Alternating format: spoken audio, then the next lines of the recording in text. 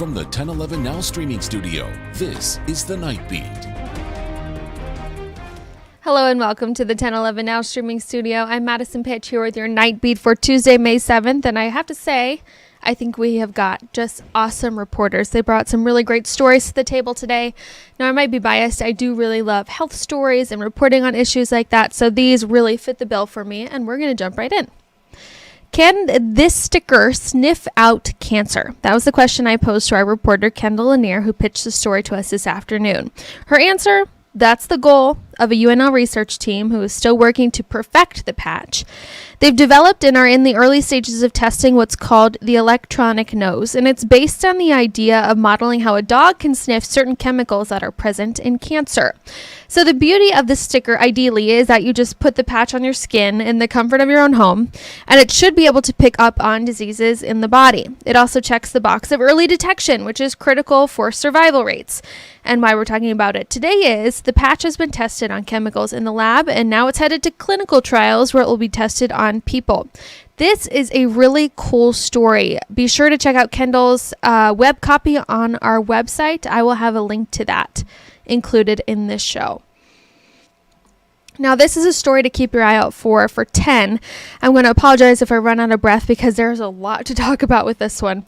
The Rural Drug Addiction Research Center at UNL was just approved for 5 more years of work. They say phase 2 will be about building partnerships with communities across Nebraska. The center wants to advance the understanding of causes, impacts, and interventions related to drug use and misuse in the rural Midwest.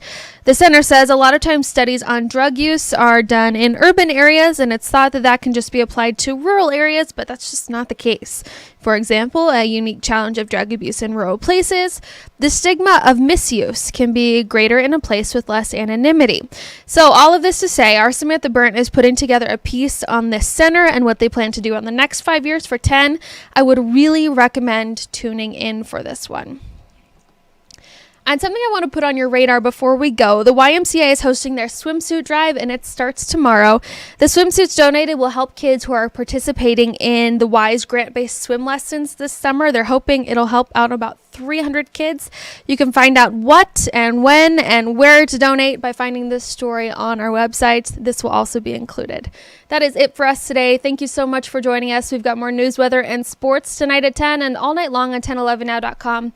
Before we go, here's a check of your 7-day forecast.